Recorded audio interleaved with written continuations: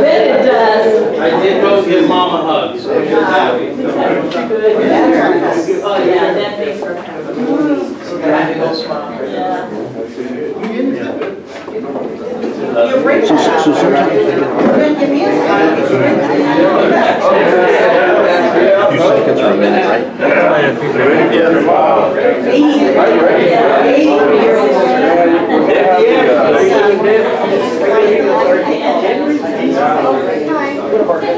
So I'm here. Hey, Ryan, I'll do it. Right click, property, You can do it fast.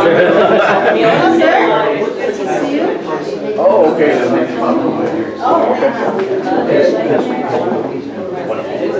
Yeah, I just got some red on. Yeah. The fish pond activity finished. That's all good.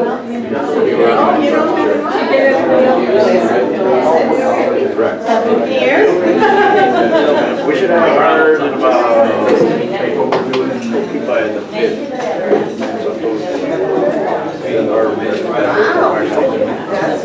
That's one.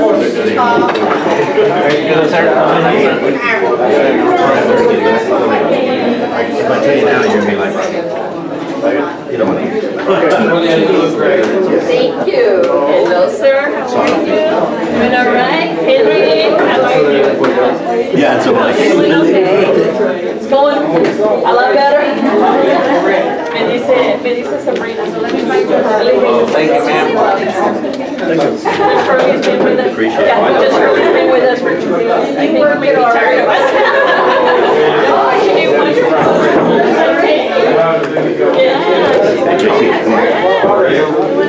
Right in here. Yeah. That was real quick before the production starts. We're all zoomed in. Thank you so much.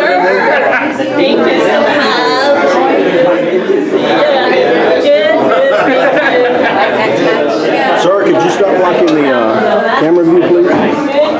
Okay. No, sorry. I didn't realize production. We're already zoomed in. Hey, I don't plan to edit this, okay? I edited too much on the last one. I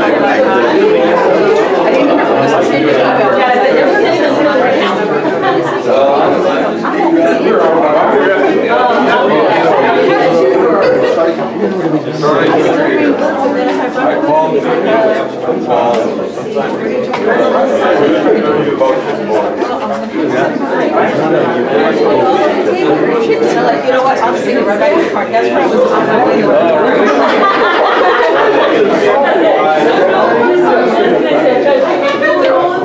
I did it all by myself.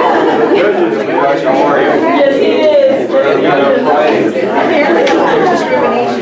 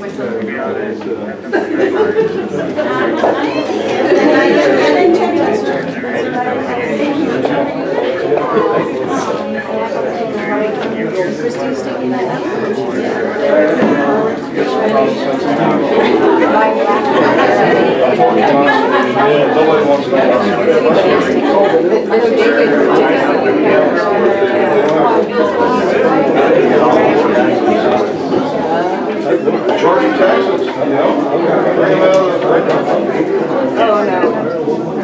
Yeah. It's already been. Hey, Ryan, you want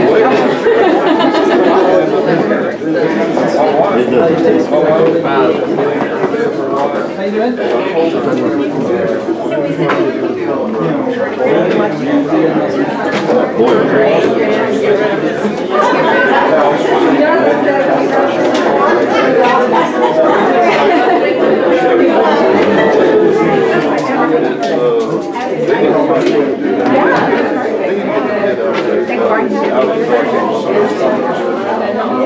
She could do it now, right? Yeah. I mean, it is 11 o'clock. Yeah.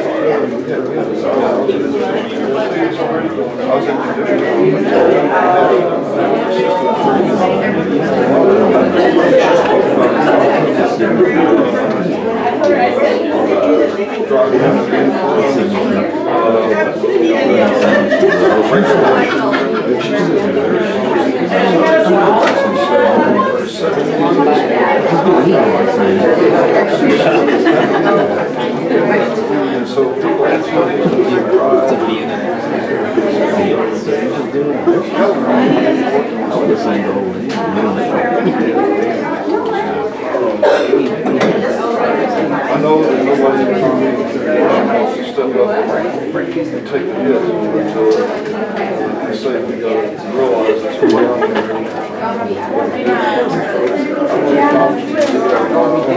Imposing, he's my congressman. And by the way, we had a great time, so nice to meet you. They said, I got it was fabulous.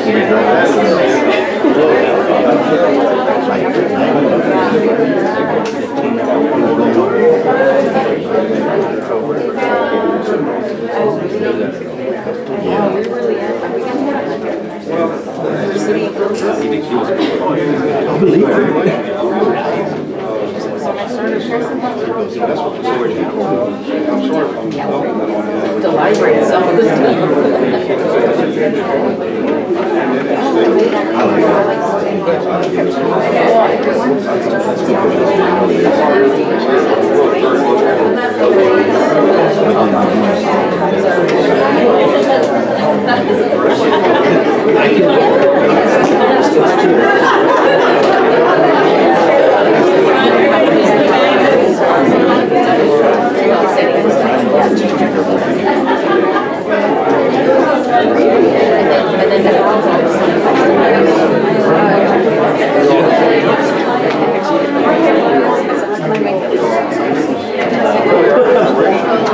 Y'all hearing time out? Yes, we are. Turn around. Well, Thank you for. Sorry. you listen to us, it's so much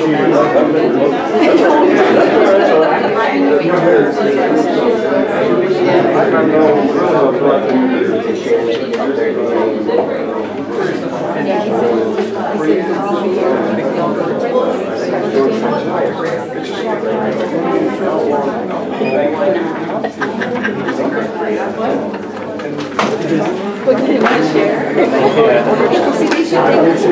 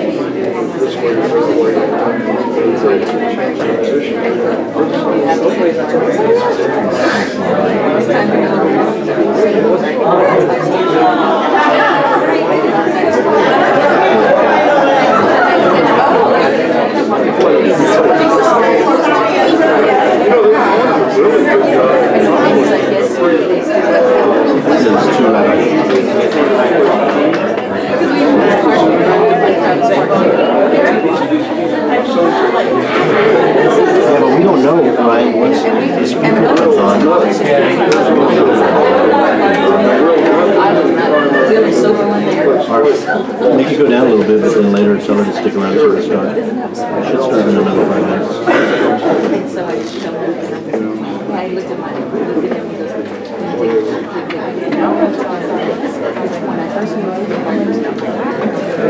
We're solving all this.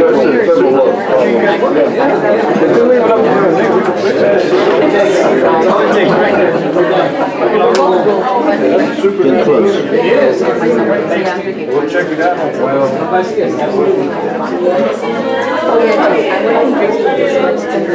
It's really great. I'll text her right away. Just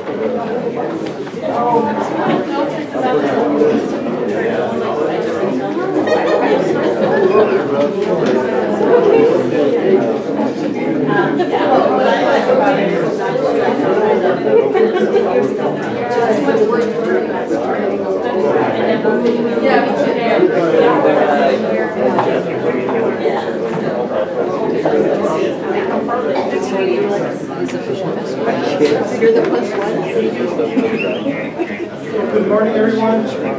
We're very happy that y'all joined us this morning to celebrate Hispanic Heritage Month. And this month is also part of the National Hispanic Service Institute Week.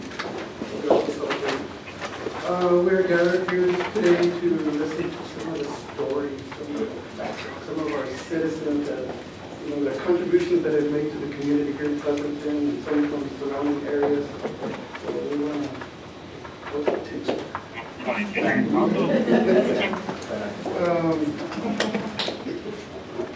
further ado, let's listen to this Dr. Pleasanton, the college president.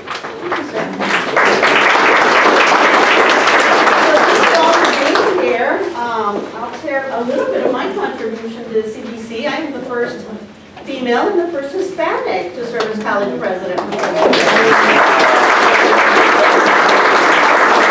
But in visiting around, there's a lot of supportive leadership that helps us move our college and our community forward. And we're very happy to be in partnership with a lot of these individuals. My background is certainly from second, third generation Mexican American. Actually never even knew specifically where in Mexico family is from, because my mother decided once she crossed she was never going to go back. And so we've learned it, but as border Mexico, on this side of the border, and we grew up in the valley in South Texas, and learned Tex-Mex very well, by the way. Spanglish is all we know. I think we've converted most of the Spanish-speaking community to Spanglish. And it's interesting to me because I went to Wisconsin after I finished my undergraduate at Pan Am and was studying there, and they're like, what country are you from? Where did you learn Spanish? I'm like, in Texas. That's where I'm from. And we take it for granted because in our Spanglish we go into start in Spanish, take off in English, convert a few words back and forth that mean nothing to anyone else, and keep going. And when I was seeing these stares, I was wondering, why are they staring at me that way? Well, I had lost them because they weren't fluent in Spanglish like we are and follow each other in the different expressions that we have. And some, you know, can't be translated. They are what they are, and you just hope that people get it at some point.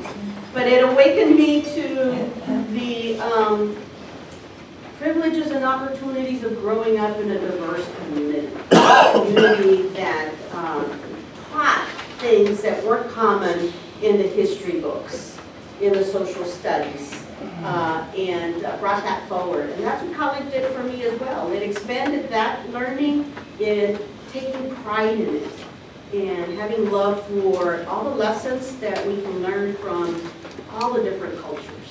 And I took full advantage of it. In fact, I was telling the faculty on faculty return week this year that as a Hispanic serving institution, because we're almost 70% of our students are Hispanic for Coastal Bend College. And we serve about 4,500 students a semester, about 7,000 or so over the year, and unduplicated. And so to know that that many students are Hispanic background, and then I look at the curriculum and we're kind of bare in what we offer. And I was sharing with them that when I was at Pan Am, I took classes on curanderismo and all sorts of fun classes that they have, which was great. Because you only know it from the aspect of you're feeling sick and your mother brings out the huevo. And when she doesn't bring it up, you go look for it. Somebody better rub this on me. There's magic in it. I believe it. I passed it on to my child. She's now 13, and if she's feeling sick, she finds a huevo. And if she can find a farm-raised one, even better. There's something magical about that. But we don't want to lose it, and we don't want you to lose it. We want our community to continue knowing, understanding, appreciating, celebrating, and more importantly, valuing the diversity of people and how they help enrich our lives in every aspect. Business and education and healthcare, in the legislature, in the ways the laws are written, that they recognize this body of our Hispanic community and bring it forward.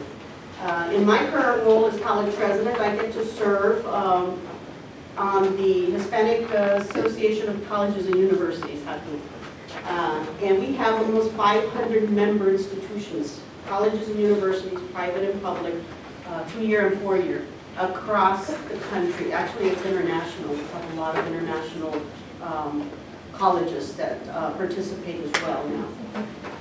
And in that is to help our next generation of students really lay out the foundation for the expectation that college is for you, and it is for your families, and it is for any profession you want to go into. And so we work really hard in legislation to find dollars that are earmarked for HSIs, and we've been a benefit as a college of a lot of Title V dollars. You heard Title V. Those are designated dollars from the Department of Education that if you're a Hispanic serving institution, which only takes 25%, we're 70%. If you're an HSI, we have these dollars dedicated to help improve your college and your student experience. So everything from updating facilities to student trips, it's a real advantage to recognize the numbers of students who make up the first body of our college population. So I want to thank you and express my gratitude for welcoming us as a college into this community. One of the things 6 years ago when I got here, we were a little bit of a best kept secret. We wanted secret out. Don't let it out of the bag. We're a college, we're committed to this community, and we want to make sure that it's available and folks are taking full advantage of it. It made a huge difference in my life to go to college. We wanted to make a huge difference in your life to have gone to college and to be associated as a Coastal Bend College alumni. So I started my first 18 years of life was a migrant farm worker. And guess what made the change? Enrolling in college. And I tell people I liked it so much that I'm still in college, never left. That was a lot of years ago.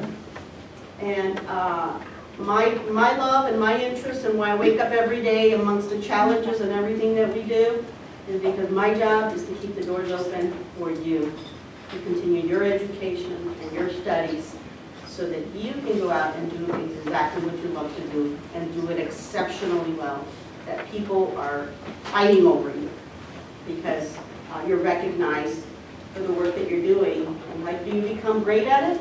You love what you're doing.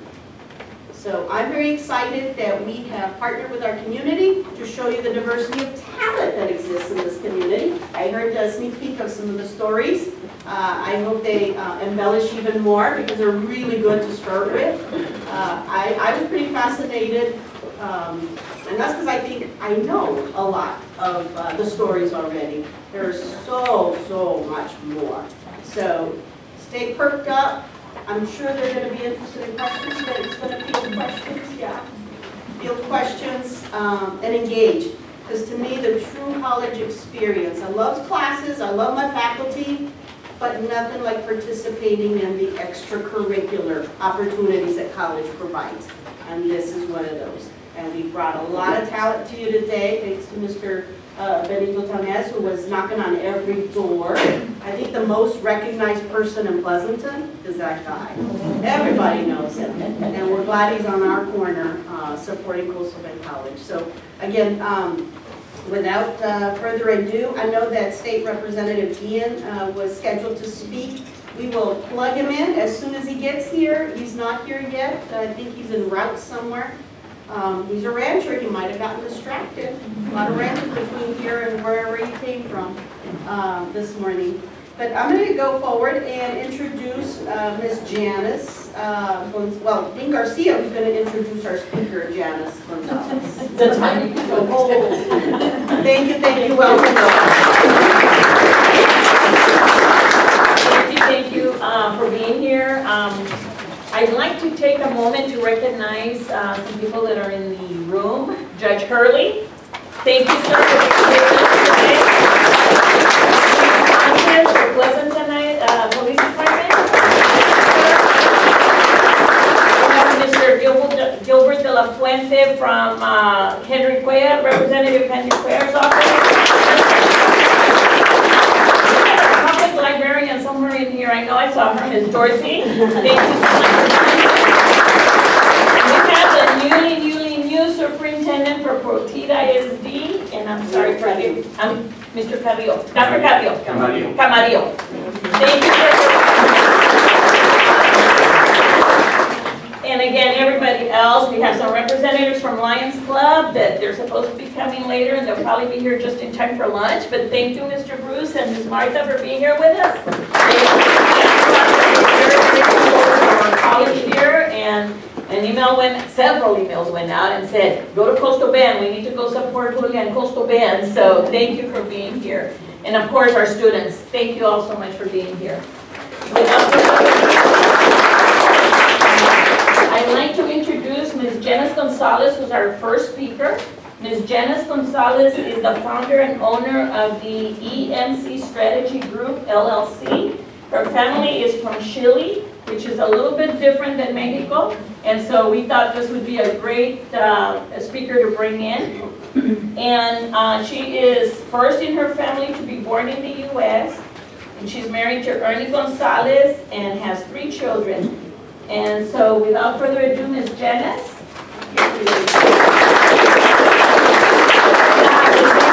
From the newspaper is right here. Thank you, Mrs. We'll be even quicker.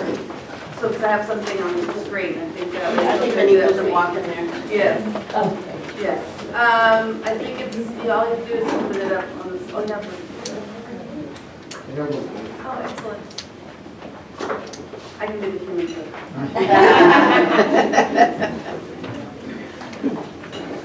And then put it on the screen. Yeah, remember the one at the bottom? I should have done that before. Sorry, guys. She's got a flashlight. What's it called? It's already open, it's in the bottom. You put the PowerPoint right here. And then put the screen on top. On the left. There you go, perfect. All right, so my name is Janice Gonzalez. Janice Marcel Gonzalez. But my maiden name is Janice Marcel Ramos de Fort Frías. Yes, great. But that's the way we do it over there in Chile. We have long names. So my family, as a matter of fact, they came from Prussia, which is known as Poland. Prussia, Germany, very close to each other. During that time, my great-grandfather, Carlos Antonio Siegfried Alexander IV, like I said, long names. So he was born in Prussia, and I'm not going to pronounce exactly the city that he was born in because I'm not German. And I consider myself Latina, even though I do have a bloodline of German. So he was born in 1840, I'm sorry, am I correct? 1814. He came to Chile when he was 25 years old. And when he was 25 years old, when you get married, you get baptized as a Baptist. He grew up as a Baptist, even though he was Jewish. So, yes. So during that time, in the 1800s, a lot of Germans went to Chile or Argentina. My great-great-great-grandfather, he had two families, one in Argentina and one in Chile. The one in Argentina thought they were better than the ones in Chile.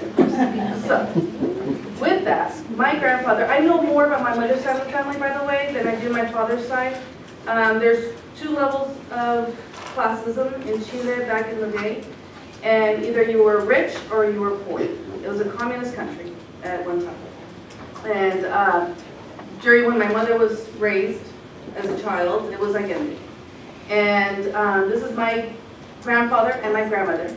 And my grandmother is Iris Sofia Frías. And my grandfather is Alberto Carlos Reform. So those are both my grandparents. And they ended up having, my grandfather was married to my grandmother's sister first. And yeah, they had 3 daughters. My grandmother raised these 3 girls when her sister passed away. And said, you know, I'll keep the girls, you can go get married. And he said, no, the only way you can keep the girls is if you marry me. So she ended up marrying my grandfather. She wasn't in love, she only did it for the children, of course. And then she ended up having 7 children with this man that she did not love. So, yeah. This is my mother. Her name is Iris Violeta Ramos Lefort. Actually, Iris Violeta Lefort Frías. And my father, Fabio Dario Ramos. And they were married in 1964. And once they got married, both my father's family and my mother's family did not want them to get married. Remember about the classism? Rich does not marry poor. You have to marry the person that you're supposed to marry. So, with that, my parents were not in the same class. My mother was a very wealthy young lady, 21 years old. And my father was a poor Air Force person, or actually engineer in the Air Force of Chile. So they say, you know what, we don't care, we're in love, we're getting married. They got married. They ended up having 5 children, 3 of which came to the United States. My mother was actually born in Talca, that's one of the cities. So that's where my father met my mother. And then what ended up happening was that they decided to come to the United States in 1968. This is Santiago, that's where my father is from. And these are all the beautiful places of Chile. So we have the Andes Mountains, we have the desert up in the north of Chile, we have the Easter Islands. I don't know if you ever knew that Chile owns the Easter Islands. And then Antarctica. The people live there. There's, I think it was 500 people that actually live in that small village in Antarctica. And then we have the world's largest swimming pool in Valparaíso and Villa del Mar. It's very close to each other. The food. So my mother, my father, I'm going to get back to them. When we left, or not we, when they left Chile, they had the 3 older children, but they were not that old. It was a 3-year-old, a 2-year-old, and a 3-month-old baby. And they got to Chile. My father had already bought my mother a house. He bought himself a used car. And he ended up having that American dream of coming to the United States, leaving all of that negativity back in Chile, with the families, with the politics, just leaving all of that and coming to a place where it was a lot more opportunity. And it was great. The opportunity was really great. My father was actually invited to the United States. They didn't just escape. So they actually got invited as an engineer. And they got their citizenship in 1972. 2 years after that, they ended up having me. They said, okay, we're going to be American citizens before we have a child. I don't know, something like that, or they just missed having a baby. So, yeah, so it took them 6 years after my oldest sister, and that was me. I was the firstborn in the United States. And my mother would make the most delicious dinners. And breakfast was important, and dinner was important. Lunch, not so much.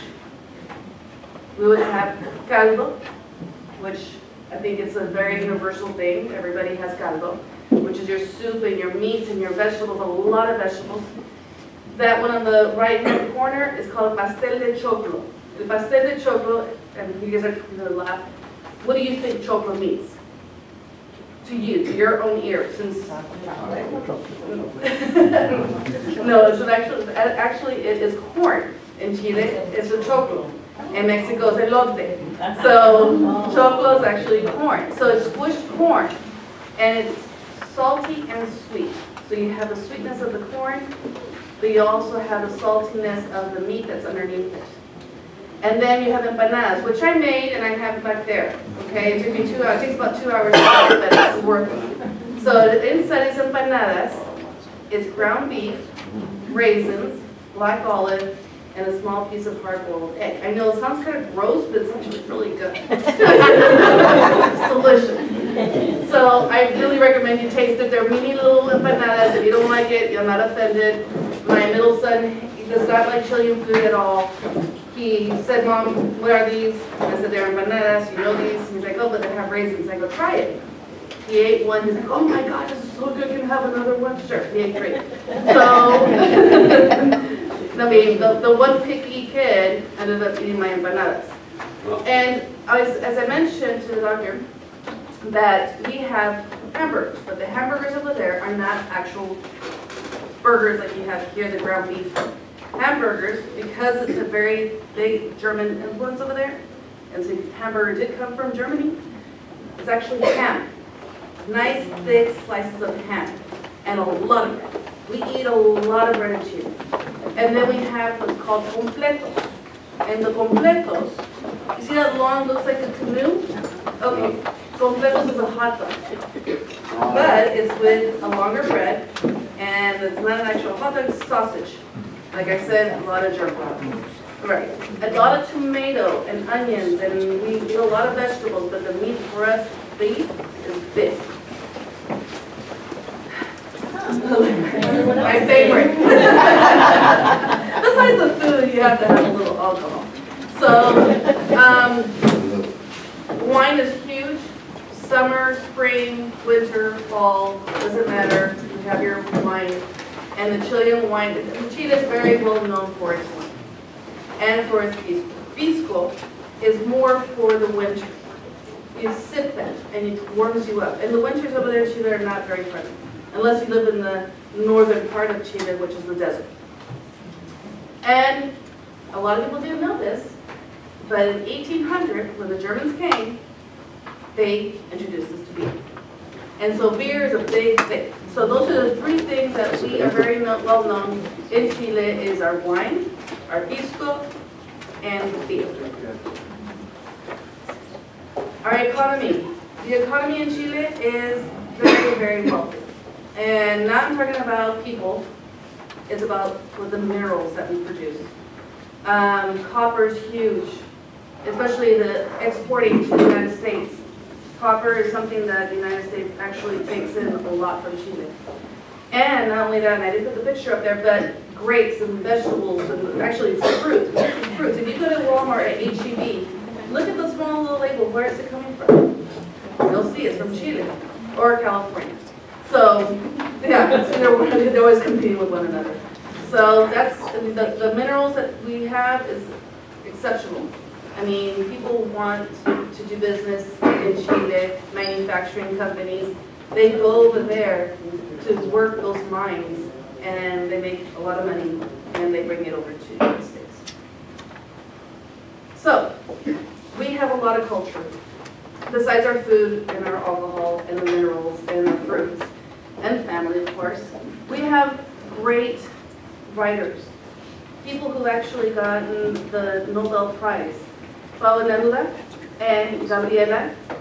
I'm not going to pronounce the last names, I can't see it. And both of them, very, very famous writers and poets. The one singer, the folk singer, and I would love for you all to just listen to her song, that my favorite song is, oh my goodness, I can't even remember her song. But anyways, her name is Violeta Parra. And Violeta Parra has the song, I have it in my notes, and I cannot remember her song. Anyway, doesn't matter. And then on the right, on the left-hand corner, right over there, my grandmother is the tall one on the far right. And that was in 1814. Yeah. That was in 1814, my great-grandmother, sorry. So, but yes, that's the culture, the dress, the music. There's a dance, and it's called, what do you call it? It's like a napkin, what do you call it? Handkerchief. It's a handkerchief dance. And I would suggest you look at that as well. It's very, very nice.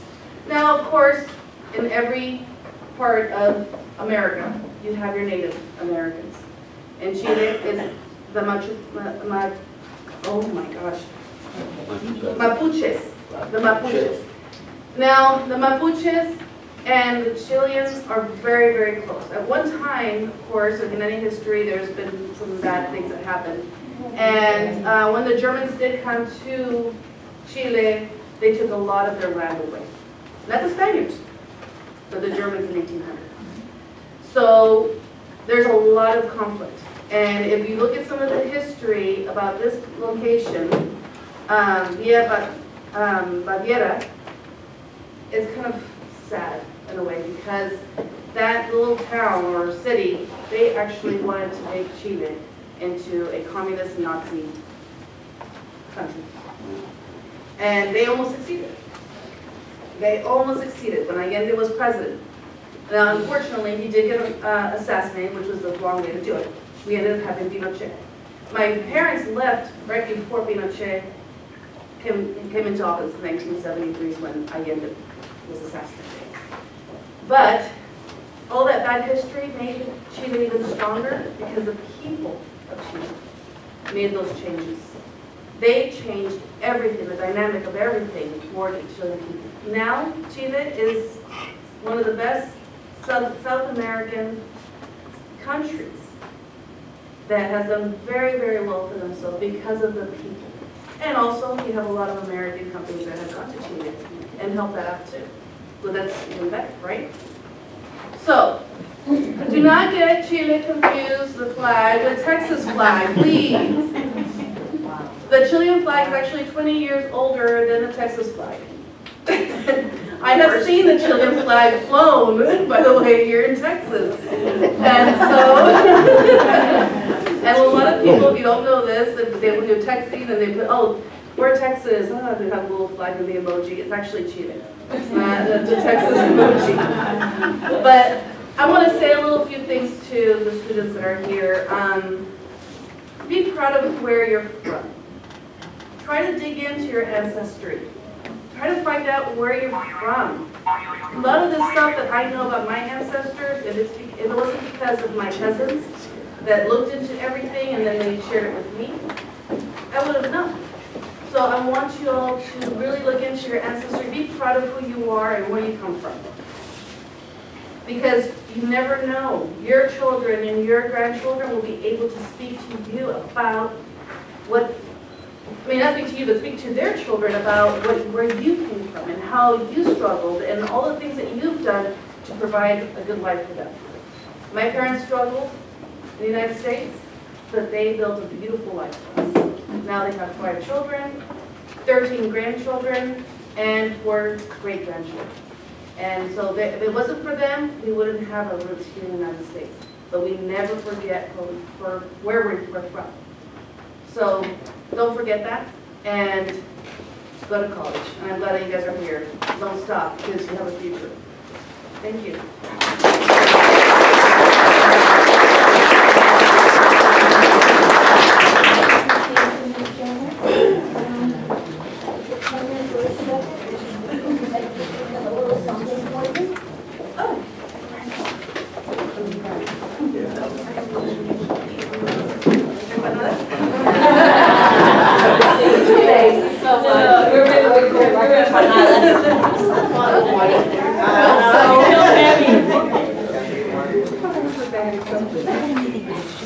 Thank you, thank you.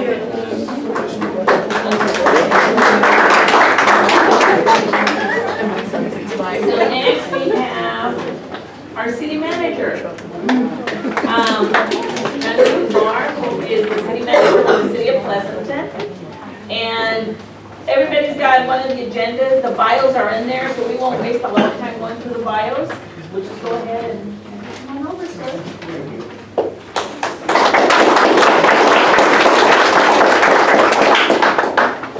Hello everyone, I'm delighted to be here today to celebrate our Hispanic Heritage Month, and thank you all very much for coming. It gives me great pleasure to join an ample group of people to talk about our heritage. A few weeks ago I was asked to come say a few things about my heritage, and I didn't really know where to start. So I will start from birth. I was born November 10th, 1964. in Darlington, Texas, at Mercy Hospital, which now City Hall, Darlington City Hall, is built on location. I was raised in Cotija. I grew up and attended Cotija ISD. All my family lived there. My parents were Manuel Huiza and Edvinia Huiza. My grandparents on my mom's side were Pablo and Luz Medrano. And on my dad's side, my grandparents were Refugio and Dolores Huiza. I recently found out some history from my cousin Rudy Huiza Gonzalez. And also, Ms. Delma kind of pushed me into doing the whole history on it too. So it was about my great-grandfather 5 times, Don Pedro Huiza. He was a surveyor, administrator, master craftsman, a sculptor, a farmer, and a judge. He is best known as the sculptor of the rose window. Legend has it that the window was carved out in dedication for his sweetheart named Rosa, who disappeared in a shipwreck after Pablo had sent her money to travel to Texas from Spain.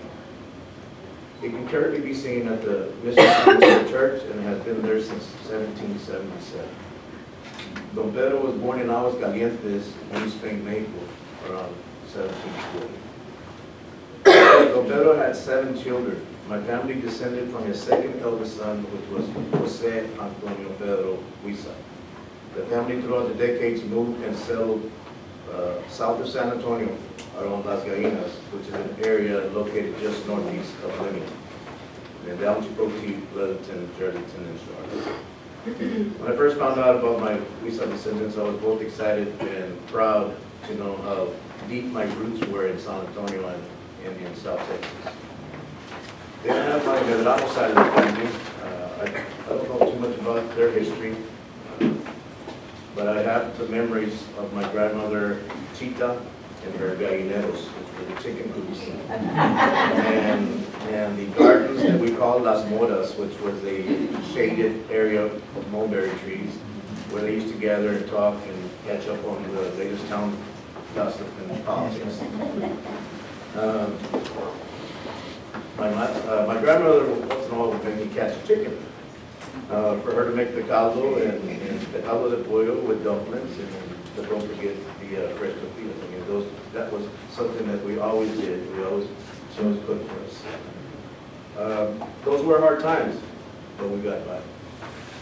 Then around the holidays, traditionally we call La Matanza, where they gathered they raised the pig throughout the year, and then would process it and make chicharrones and carnitas, and the aunts would make the cuerpo masa and cook the meat to make the tamales, among other things that they would make with the remaining parts. This was the tradition of our heritage, and not too many people still do because of the hard work that's involved. I feel that's something that we still need to keep going and start learning so that it does not become permanent. My parents raised me to be able to work and support myself and someday a family.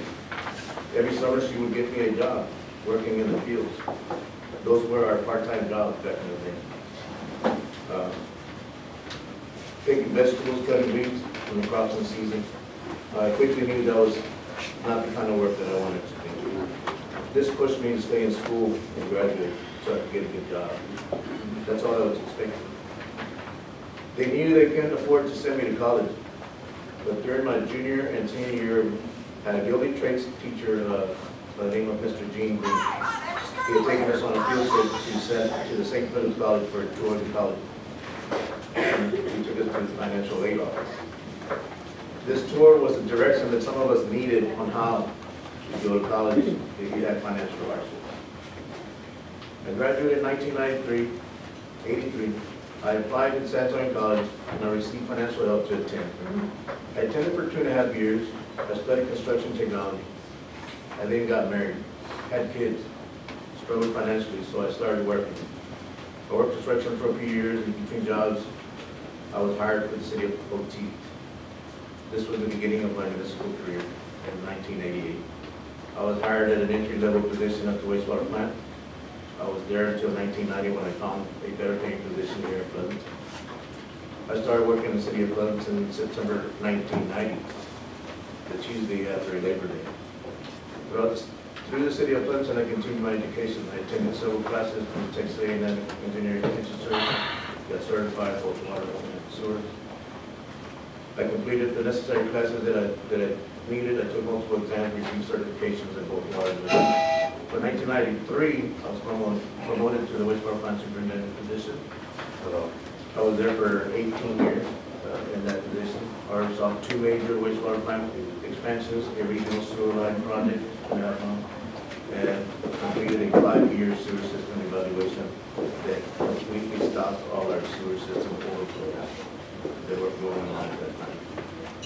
In 2011, I was transferred to Public Works, and I took the position as the water superintendent. Then in 2014, after John Martinez, which was our Public Works director, who retired after 42 years by no selection.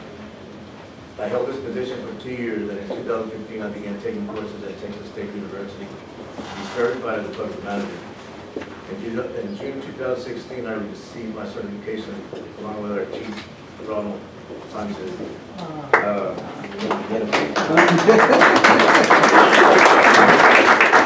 In June 2016, so that same month I was appointed city manager. So a lot of hard work paid off. Education is what gets you where you need to be. So I would like to finally say that life can be a struggle, but you cannot be afraid of that struggle. Be proud of where you come from, because that is what gives you the character and the abilities to get you through those struggles. And also want to thank you, the young women who come here every day to get an education. It takes hard work and dedication to do that. You are our future, and you are setting the example for future generations. So thank y'all for letting me be here and be part of this event.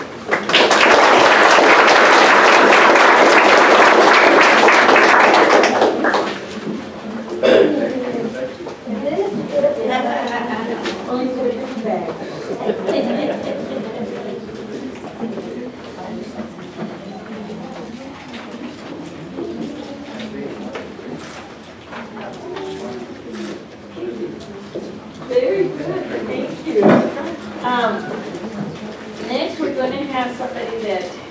I think he's a staple in the area. He's been around for a long time. After I read his bio, I was like, this is really interesting.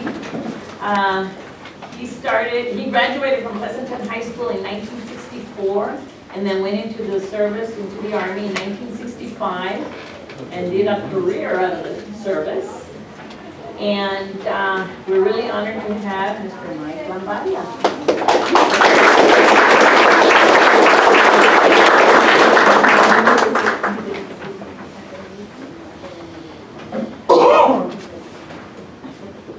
I'm not going to go into where my family comes from.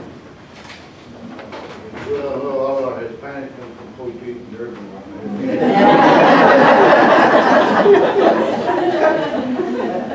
What I do want to say is that education is so important nowadays. You want to make the big bucks, get in school, finish school. I have a 46-year-old son that's just now going to get his master's degree. I'm making 10 times what I'm making now. So I'm glad he's doing that because when we go out, I always order people on page. Seriously, I spent 21 years in the military, been around the world at least 15 times out of July. I had special schooling in the military as an enlisted man because I was bilingual. For example, I went to Vietnam, but before I went there, they sent me to school for a year to learn the Vietnamese language, which was the hardest thing in this world for a Mexican to do. Very hard. Then I was sent to Vietnam, and I'll tell you a few things that we did there just to kind of get you ready for the empanadas. Being 4 other Americans that lived with 800 men, a Ranger battalion. I was a Ranger Airborne, by the way. We lived with them. We were their advisors. 2 Americans lived with them on operations in the Delta. Right? We also went into Cambodia. A lot of other places we're still not supposed to talk about. But you learn to eat and feed because there's no mess hall, no cafeteria. You're on your own. So 4 basic things that we used to eat were bat, dog, rat, fish. They used to cook their fish, build a big fire, throw a grenade into the Mekong Delta, and out pop up the big fish. And the general would say, good. They go out there, so they bring the fish out, build a fire, throw the whole fish in. They would not gut it or anything. That means they ate everything from tail to eyeball. The bad thing about that was the honored guest was always given the eyeball. They would always say, Truchi. Truchi is Vietnamese for sergeant. So they would give me those darn eyeballs and I had to suck them out. Believe me, try to do that, man, you know? So anyway, I sucked them down. Because if we didn't fit into the culture, into the lifestyle, they would not listen to us as far as doing operations and doing this and that. That's all we did. Oh yes, we fought too, right outside of it. Okay. The other was a ball day, and I'll stop right there. I went to a village chief's house. I got invited over to a meal one evening. I went up there. I said, "Oh my God, white rice." And big old eggs about like that, sitting right in front of your table, in front of your chair. I said, Lord have mercy. So I started to crack that egg, guess what popped up? A little baby duck. Guess what? Here we go again with the eyeballs. I still have a stomach, I'll be honest with you. To this day, I still have a stomach problem. I can't stand garlic. Burnt meat, like somebody's barbecuing. If I smell burnt meat, I smell dead body. Yeah, so whenever I go to a barbecue, I always tell my friends, throw a pack of weenies on them and go burn them. Seriously, I spent 10 years with Judge Batista, who's now retired, and Judge Hurley, who's a good man. As the veteran service officer for 10 years. I really enjoyed it, and one of the main reasons that I retired was because of my medical. So many times I was blown up, wounded, this and that, so it all caught up with me as I got older. I just got over back surgery and doing great. Now I got my knee on the right side and I got to go get her plate. So I told the wife, when they cremate me, make sure you have to give me all that darn metal that's in there. That's titanium, right? Take it and sell it, make some more money off it. How many veterans do we have in here? We got 2 veterans.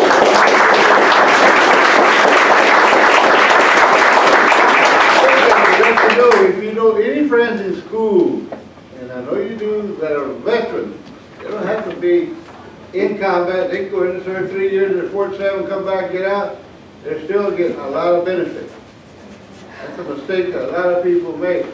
They think they have to go to combat to get benefits from VA. And believe me, they are the best benefits. I'm well taken care of. To them and the hospitals also around here that I have full coverage. The government messed me up, but now they're paying for it, which I'm very grateful for them. I love America, I love education. You all need to get an education. If you're going to be LDN, you can probably get into the military now if you get your degree as an LDN or an RN as a second lieutenant, right off the bat. That's where you can have all the people salute you. You're in charge. You can't beat that. Plus, you get to travel. I have a lot of stories to tell, but I don't want to run out of time, so I'm going to get out of here. But if you know of any veterans, tell them to go to the Atascosa County Veteran Service Officer. The office is located right across the street from that new what is that? District judges or whatever, that new building? Justice Center. Justice Center. Just tell them to call me if they need to know where to go. I wish I had been there long enough, I would have probably asked them to move me over there because it's a beautiful building. But they're there Monday through Friday, calls are in the phone book, get an appointment, tell your friends to get an appointment and get some help. Especially with college. I still have 4 years pre-college. Anywhere that I want to go. Regardless if I have an A+ student or a B or a C, it doesn't make a difference. If you're disabled at 100%, they automatically take it. UT, you name it, you go. I put up with doing a lot of wild stuff. I want to thank my wife Anita, who's been with me for many years. She put up with me.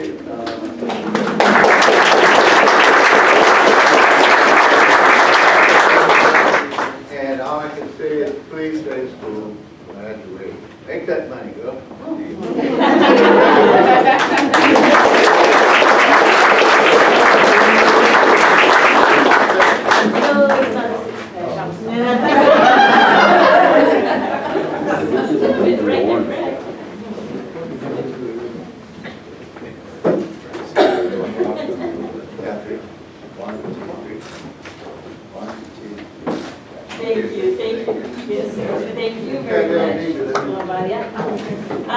Next we have the city secretary for Jordanton, the city of Jordanton, I'm sorry, Debbie Molina.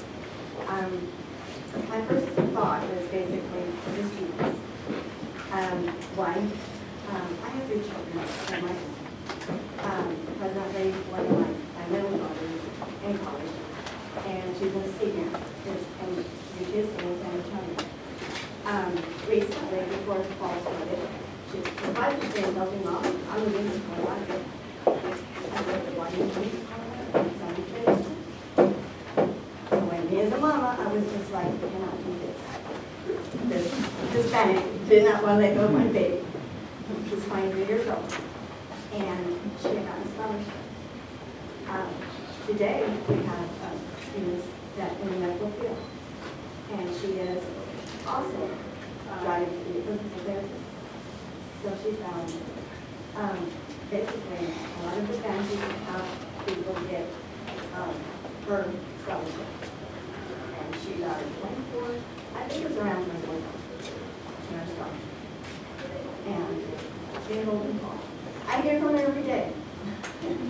So I told her, I said, when I didn't tell her about today, she was going to go Catholic. And she was mom to go to Catholic. Well, let me just tell you a little bit about myself. I was born in Pleasanton. And I moved to Pleasanton County, freshman in 1981. I was 9 years old when we moved to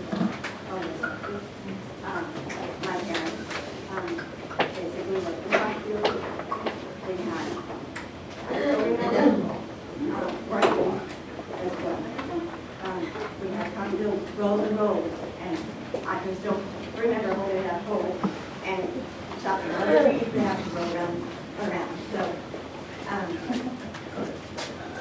my opportunities were really very exciting because our school is very different.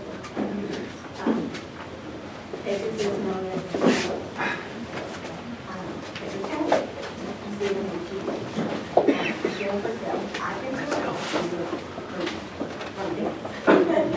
right away. And those lovely cash chili peppers. HB has a lot of gardens. Chili in the cans, chili this, and that season is wonderful. I went to 2 meetings right back when they were on sale. And after about the 54th time picking up about 10 pounds of chili every time there was a doing with this chili. So I explained how I did it. I said, so I keep it on a roast. And I keep them in deep freeze. I think this is basically, I guess to say, something that I've been raised in. So you can make this chili. And today I brought some sauce. You can try. So anyway, also I want to share with you that both of my parents, they were born in West Texas. My parents basically a lot of originated from mountains, and yes, I didn't write anything down, but his parents were from his. He was born here, and and after my husband started checking ancestors, come to find out, and I didn't bring any migrant history, but my father's great-great-grandfather was Apache once, unfortunately. I Googled it. I tried to a few minutes ago because I thought that's what he showed up. I found it exciting because, we have a little bit of English in Apache. So, after I moved over here, and I won't say what year I graduated because I'm a little bit older than not a lot though. I graduated in 1980. After I graduated, my parents, and they basically didn't really talk about people they didn't have them in. So I found a job the same month after I graduated, and I started working at Pleasanton County Tax Office. There, I worked for 16 years, and I worked for simplification as a tax officer. So by the time I was hired in the city of service, that was in 1995, and I was able to get my certification. And in 2003, I had an opportunity to come and work for the city on the 50th President of the United States. and I served for 3 years. And I still work in the background at the city of Pleasanton because I did the responsible financial. So I basically did community service as well. So I don't know how I did that, but I guess I did after hours and worked on Saturdays when I was off a lot. But in 2006, I came out to the city. Started out in the city council president as a city secretary. That's when I went to the city. My job, I really love it. Basically consists of assisting the taxpayers. Recently, we were tax collections for the county. I'm going to miss that big part of it. I'm still certified because we still have the lower tax rates. And I think the meetings and get everything in office. So this one was very real busy. That was another reason I was like, no, I cannot do it. But I'm here today, and I'm glad that I did. Did anybody think about voting yesterday? Did you? I voted Friday. I voted Friday. Great. I do not conduct the election. However, we did contract with the county, and we ourselves are going to have an election services. Our mayor elections this have been up, and we would have 2 places for councilmen. That's part of my duty to get everything. Also, timely manner, we have to have everything posted. And I work very closely with the county administrator for that. And so that is something that I do as well.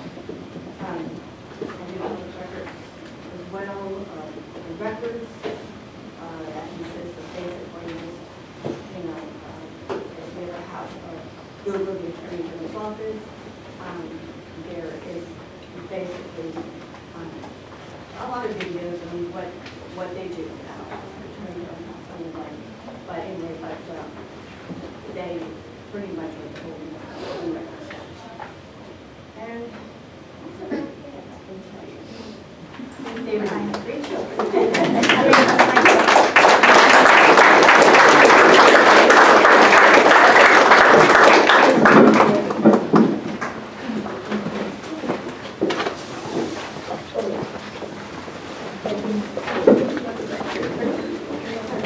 We're in here somewhere.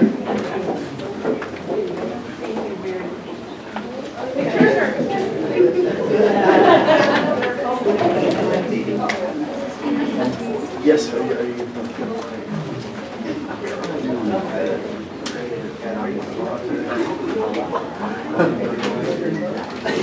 Thank you. All right. I know that we've been waiting for for Representative Ian to come, and we just got word that at the last minute his schedule got changed and he had an emergency. He had to go to Corpus for some reason, and so he sends his deepest apologies. His office did confirm several times that he was coming, and so this just kind of happened. So I'm truly, truly sorry for him not being here today. Next we have our last speaker, is Mary Gallegos, and apparently she's got a lot of history here. So.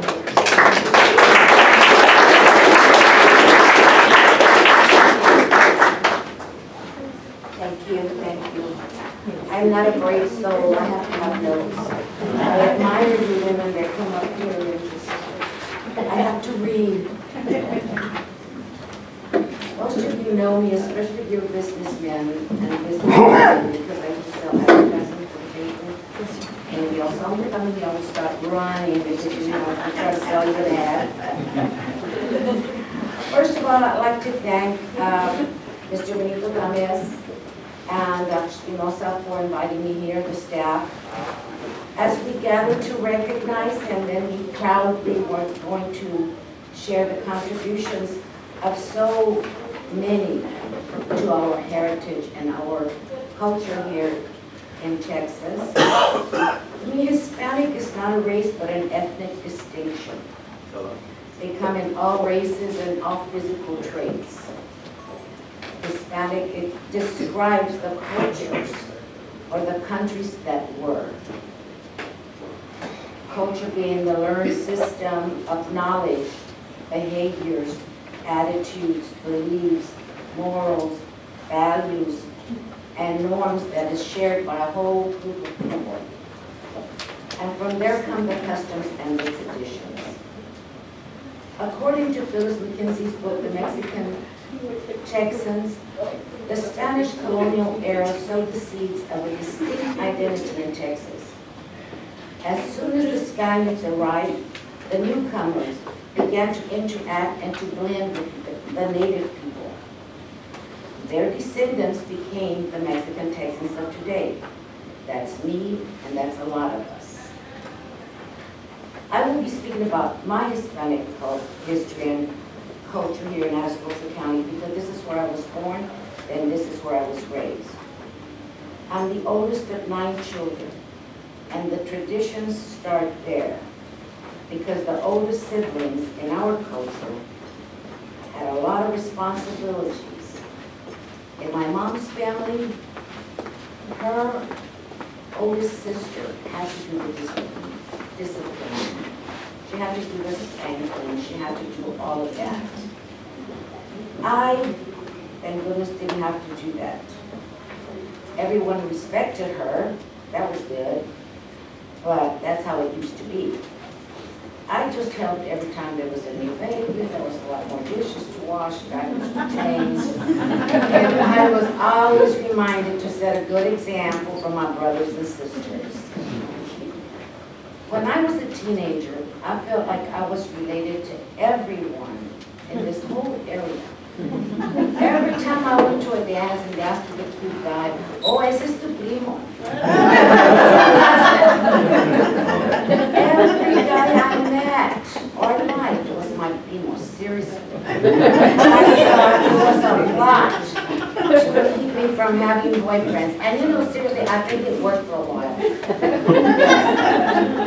What I didn't realize then was that history had done that to me. It was history because most of our family members have lived in this area since the late 1700s, early 1800s. Both my mom and my dad's families have lived in this area, in some cases 6 or 7 generations. No wonder I'm related to everybody. And we really are overflowing in culture and traditions. My great-great-great-maternal grandfather, Gregorio Sparza, I'm sure y'all have heard the story, whose ancestors were Canary Islanders, he lived under 3 different flags. He was born in 1802 under the flag of Spain. He lived in San Antonio. When he was 19, he was under the flag of Mexico. The Mexican flag became his national banner. And at the age of 34, Gregorio fought and died for the flag that flew over the Alamo. His family was with him at the Battle of the Alamo. His wife, Ana, daughter Maria, and 3 sons, Francisco, Enrique, and Manuel, survived the battle. They were little. Around 1850 to 1860, Francisco, Enrique, and Manuel received their land grants. It took them 24 years after the battle to get their land grants. And they all settled their families right here in Atascosa County. Here they built the San Agustin Church. They built the San Agustin School. Religion and school were both very important, very, very high in their list of traditions. They were very religious and very devout Catholics. They would even go into San Antonio to pick up the priest. They would leave on Friday by horse and buggy so they could bring the priest in so that he could celebrate, they could celebrate Mass, First Communions, confirmations, weddings, funerals, and all that. Growing up, God was always first in our homes. This is what they left us. God was in our good morning greeting, Buenos días de Dios, como amaneció, in our nightly prayers. When there was a storm, we prayed. When it was dry, we prayed. When we needed rain, we really prayed. Every time we were going to do something, we said, Nombre sea de Dios. The rosary was prayed nightly. Candles were lit for all occasions. And then there was the religious celebrations and the customs that they all brought.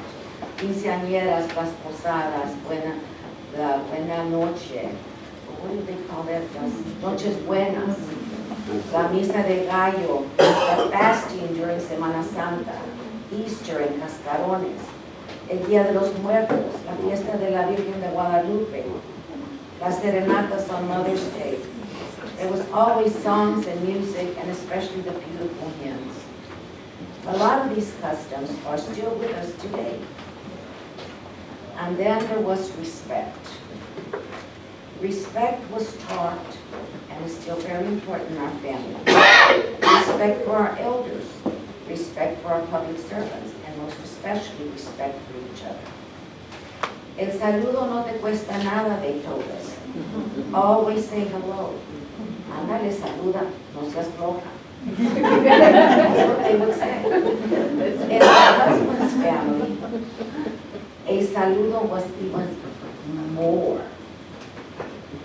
They had to kiss their uncles and their grandfather's hand when they said hello. And they had to kiss the tias on the cheek and give them a big abrazo. The first time I went to a Gallegos family thing, it was a wedding. I was like, wow, where am I, New York City? But I thought it was La Mafia or something like that. I was here in South Texas with a family that totally respected their elders in such a beautiful way. Most of the tios are gone now, and the tias too.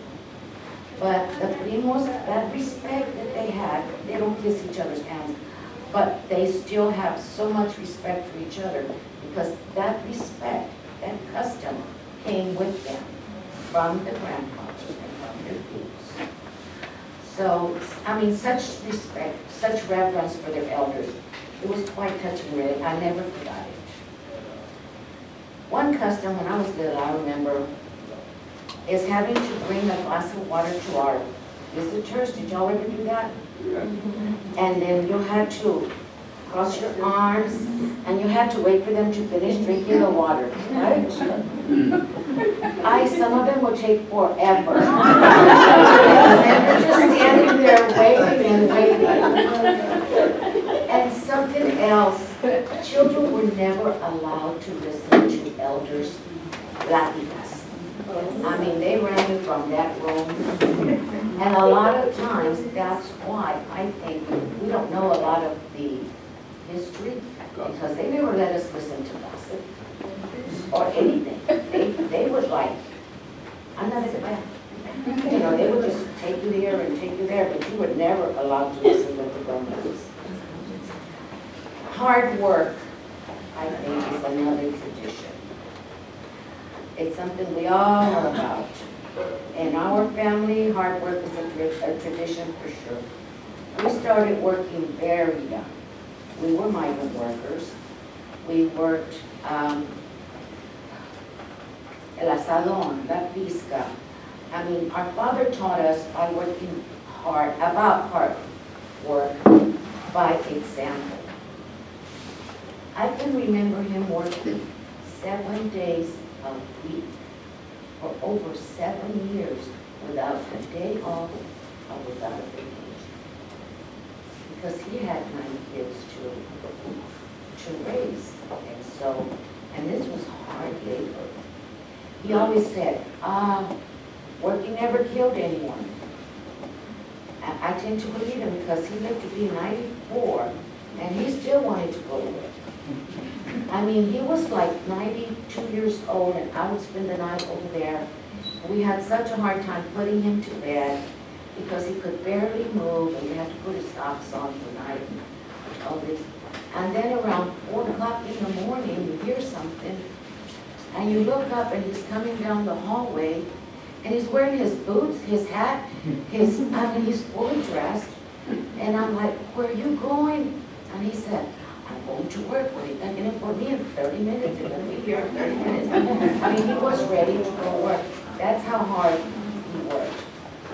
But hard work is probably what influenced us. My husband's family was the same way. So we together, we raised 3 children. They have 5 college degrees in those 3 children. And we have been so fortunate. We've been able to see the world. We have seen the Great Wall of China. We have been, I tell you, we saw, he was playing baseball when we were in Germany. We lived in Germany. So we drove by the Berlin Wall. we have seen the West Bank when we were in Bethlehem, Palestine. We have been to China. We've been to Hong Kong when it was still under British rule. So all this, I even went, and I think it all came from, I don't know where, I was either dumb or hungry. I went in Germany, I got on a bus, on a train. I sold Coke bottles, so I could buy the ticket. And I got on the train, I went up to the Eagle's Nest, went into Austria, from Birch's Garden to Austria, just to go see the Eagle's Nest, because I had been reading and reading. I wanted to see where this man came from, where he lived. But anyway, I don't think that I would have been able to do all that had I not had the hard work mentality that was instilled in us by our parents. So these traditions should not be lost in any generation. Then we have a few other things that we grew up with that add a little spice to our lives. We had the chancla. Ask my kids, mine was turquoise. I rarely used it, but I sure threatened it. And then we have the story of La Llorona to put your kids to sleep. El cucuy. El mandioco. When my kids, even today, when my kids feel sick, they would ask, for Wilita to come do the egg thing on me, because, and it worked. Some of these customs still exist, but we lose some with every generation. But our music still lives. Accordion music, mariachi music, and so much more, la salsa, la cumbia. And then there's the food.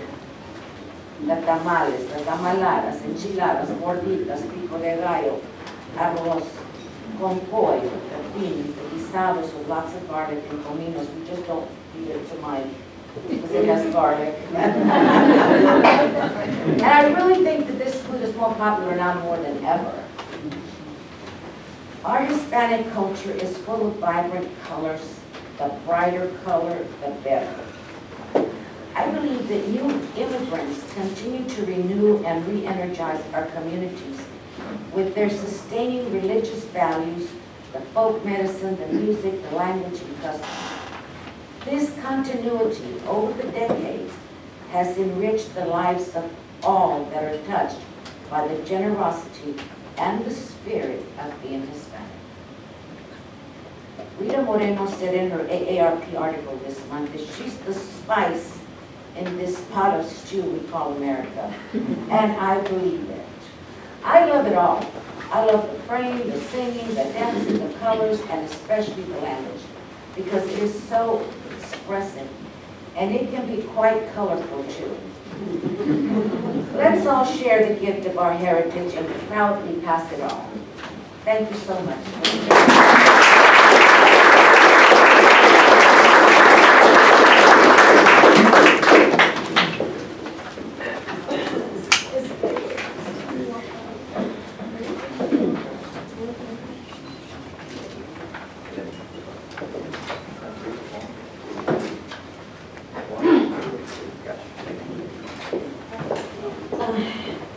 I'd like Judge Hurley to come up here, please.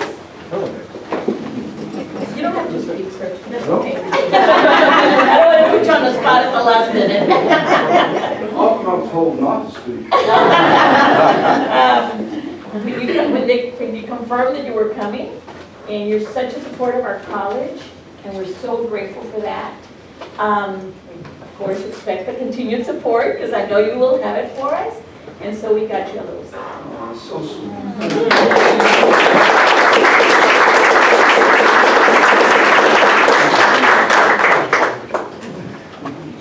You're so welcome. Thank you. You're very welcome, sir. Again, thank you all so very, very much. I know there were quite a few stories, quite a few big lineup that they thought we went out there and got.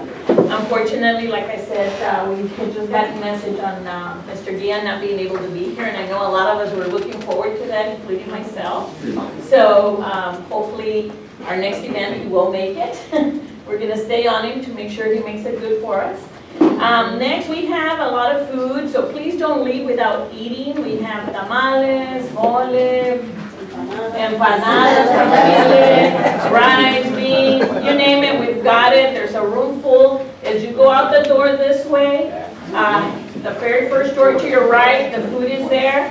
There's tables. We have tables everywhere where we can sit and enjoy each other, enjoy the meal.